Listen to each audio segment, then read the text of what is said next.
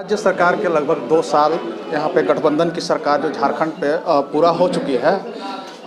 जिस जनता मकसद से उम्मीद से राज्य के हेमंत सरकार को चुनी थी, उस मकसद को कहीं ना कहीं पूरा नहीं होने पर अपने आप को उपेक्षित महसूस कर रहे हैं। फिलहाल हमारे साथ बात करने के लिए गठबंधन से कांग्रेस के कार्यकारिणी अध्यक्ष जो है शहजादा अनवर जी है, उनसे बात करते हैं। शहजादा जी, आपका तारीफ में स्वागत है।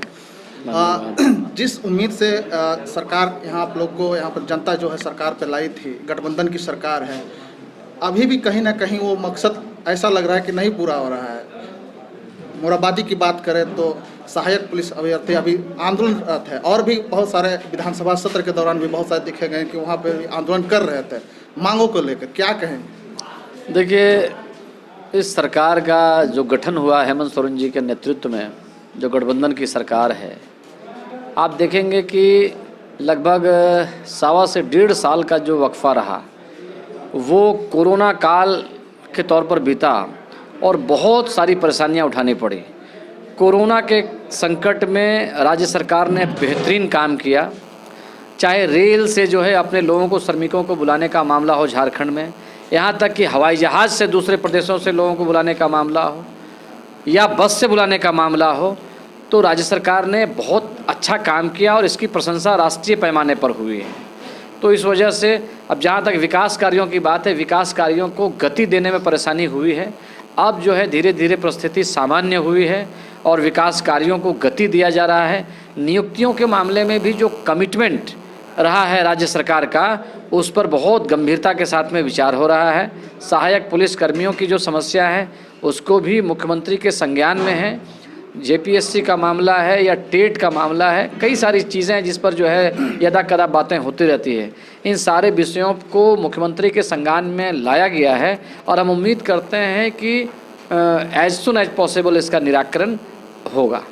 जिस तरह से कांग्रेस पार्टी जो किसानों के मुद्दा को लेकर मुखर है, और फिलहाल यूपी की घटना पर भी यहाँ से झारखंड कांग्रेस वहाँ पर भी गई थी, लेकिन कहीं ना कहीं बीजेपी जो प्रदेश अध्यक्ष दीपक प्रकाश आरोप लगा रहे हैं, यहाँ पर लोकल भी इन लोग मुद्दा से भटक के दूसरे तरफ के लिए आप लोग स्टेट पे रवाना हो रहे हैं। नहीं, दीपक प्रकाश जी को स्थितियों की पूरी जानकारी नहीं है।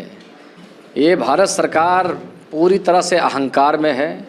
बहुमत का आंकड़ा उनके पास में है और उस बहुमत के आंकड़े में सत्ता के नशे में चूर होकर के भारतीय जनता पार्टी के नेतृत्व वाली सरकार ने पार्लियामेंट के अंदर में किसानों के जो हित में नहीं है वैसे 3 कानून पास कर दिए। आज लाखों की तादाद में आज भी किसान सड़कों पर है, लेकिन किसानों की समस्या को देखने के लिए प्रधानमंत्री जी के पास में टाइम नहीं है, बल्कि उस पूरे आंदोलन को लगातार बदनाम करने का षड्यंत्र किया जा रहा है। किसान संगठनों ने कई चीज़ों के बारे में अपनी बातों को रखा है। एमएसपी के बारे में, मिनिमम सपोर्ट प्राइस जो है, न्यूनतम समर्थन मूल्य के बारे में लगातार चीख करके किसान बोल रहे हैं, लेकिन एक शब्द भी सरकार की तरफ से बात आई नहीं है। और किसानों के बारे में क्या बात करेगी भारतीय जनता पार्टी के लोग? क्या बात करेंगे?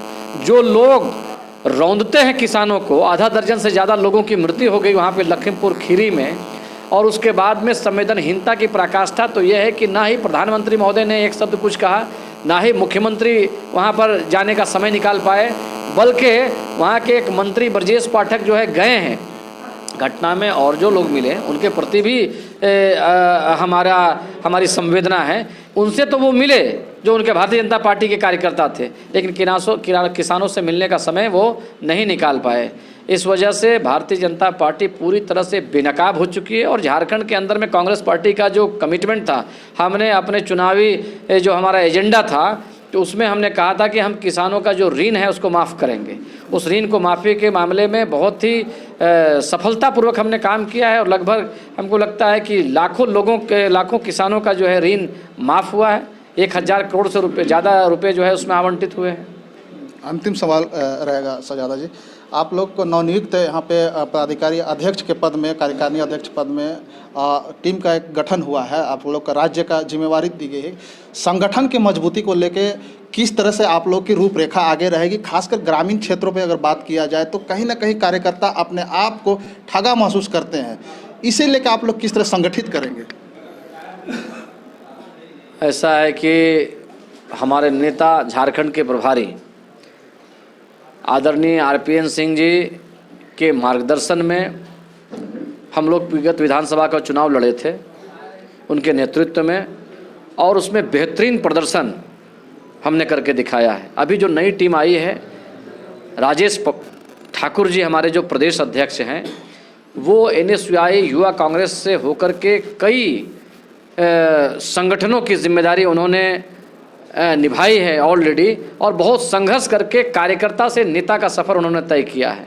और उनके साथ में हम लोग कार्यकारी अध्यक्ष हैं, साथ में गीता कोड़ा जी हैं, बंधु तिर्की जी हैं, जलेश्वर महतो जी हैं। तो एक बहुत ही अच्छी और मजबूत टीम कांग्रेस पार्टी को मिली है यहाँ पे झारखंड के अंदर में, और हम ये उम्मीद करते हैं कि आने वाले दिनों में यहाँ का संगठन निश्चित तौर पर मजबूत होगा।